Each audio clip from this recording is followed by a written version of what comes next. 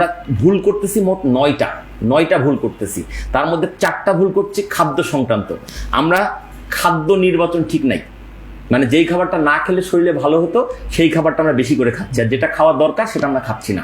স্বাদের বিচারে মহান সৃষ্টিকর্তা 6 প্রকার খাবার তৈরি করেছে: টক, ঝাল, মিষ্টি, নোনতা, তিতা, কষা। টক খাবার মোটামুটি খাই, লেবুর রস, কপে আঙুর, কমলা খাওয়া হয়। ঝাল মোটামুটি মরিচ দিয়ে বা মশলা দিয়ে রান্না হয়, অতএব আমরা ঝালও খাই।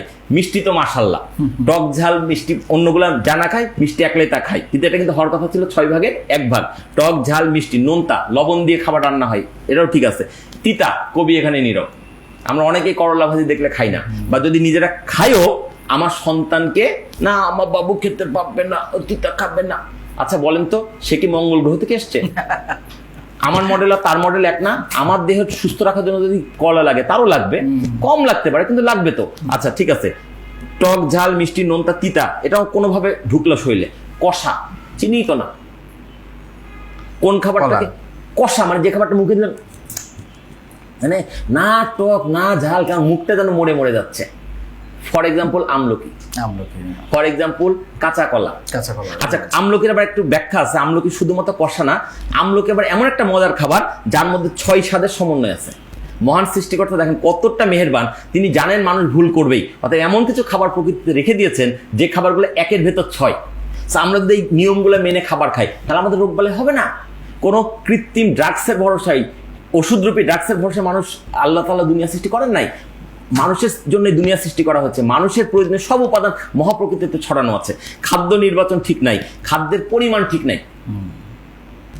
রাসূলুল্লাহ বলছেন 3 ভাগ করে খাও, 1 ভাগ পানি, 1 ভাগ খাবার, 1 ভাগ খালি রাখো। আমরা মাশাআল্লাহ 4 ভাগ খাই, 3 ভাগ পাকস্থলী, 1 ভাগ গলার নলি।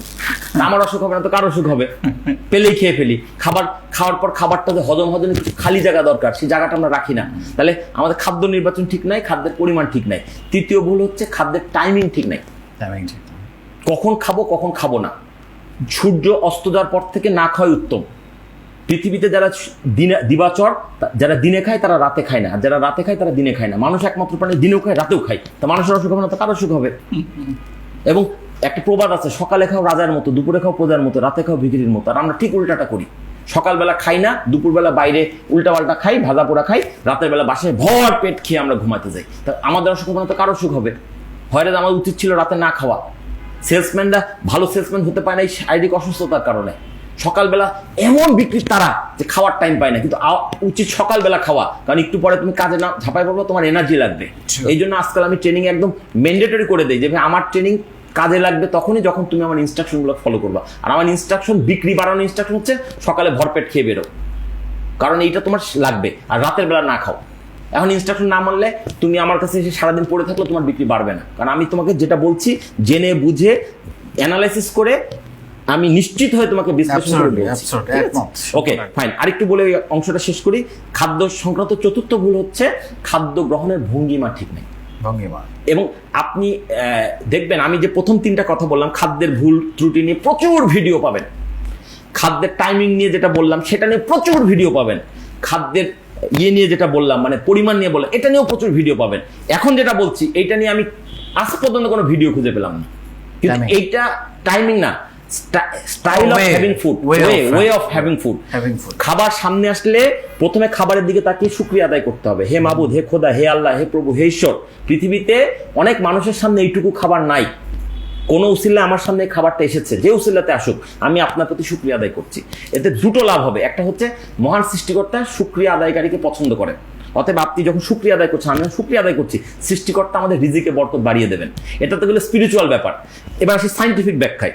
খাবারটা যখন আপনি দেখছেন চোখে, চোখ এই ছবি তুলে ব্রেনকে পাঠাচ্ছে, ব্রেন তখন এই খাবারকে হজম করার জন্য যে ধরনের হজমের রস দরকার সেইটা পেটের মধ্যে রেডি করে রাখছে, ওই খাবারটা সহজ হজম করে যাচ্ছে। কিন্তু আজকাল মায়েরা কি করে, খাবার নিয়ে বাচ্চাকে টানতে টানতে টিভির সামনে গিয়ে রিমোট ছেড়ে দিয়ে তারপর বাচ্চা দেখে যে মিকি মাউস দৌড়াচ্ছে, ইঁদুরের পিছনে বিড়াল দৌড়াচ্ছে, আর মুখের মধ্যে দিচ্ছে খাবার ঢুকায়। বাচ্চার খাবারটা যাচ্ছে যখন বাচ্চার ব্রেন বুঝতে পারছে না, আমি দেখলাম মিকি মাউস দৌড়াচ্ছে, খাবার আসলে কোত্থেকে, ওই খাবারটা তার হজম হচ্ছে না, তার খারাপ লাগছে, মা বল খাবি না মানে তোর বাপ খাবে,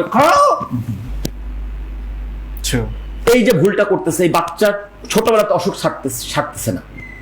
জোর করে খাওয়ানোর কিছু নাই, খিদা লাগলে মানুষ এমনি খাবে, খাবারের জন্য আমাদের একটা হ্যাবিট হয়ে গেছে, মানে দুপুর হলেই খেয়ে ফেলতে হবে, রাত হলেই খেয়ে ফেলতে হবে। নো, একদম পরিষ্কার আইন শুনে নেন, ক্ষুধা না লাগলে খাবেন না, আর যখনই খাবেন কিছুটা ক্ষুধা অবশিষ্ট থাকতে খাদ্য গ্রহণ ছেড়ে দেন, তাহলে আপনি সুস্থ থাকতে পারবেন। এবং আরেকটা কথা আছে, এরকম মুখে যেই খাবারটা বেশি মজা লাগে সেটা কম করে খান। কারণ এখানে আল্লাহ পাক একটু উল্টা করেছেন, হয়তো আমাদেরকে পরীক্ষায় ফেলার জন্য। যেটা মুখে মজা লাগে সেটা শরীরের জন্য খারাপ, যেটা মুখে কম মজা লাগে সেটা শরীরের জন্য বেশি ভালো।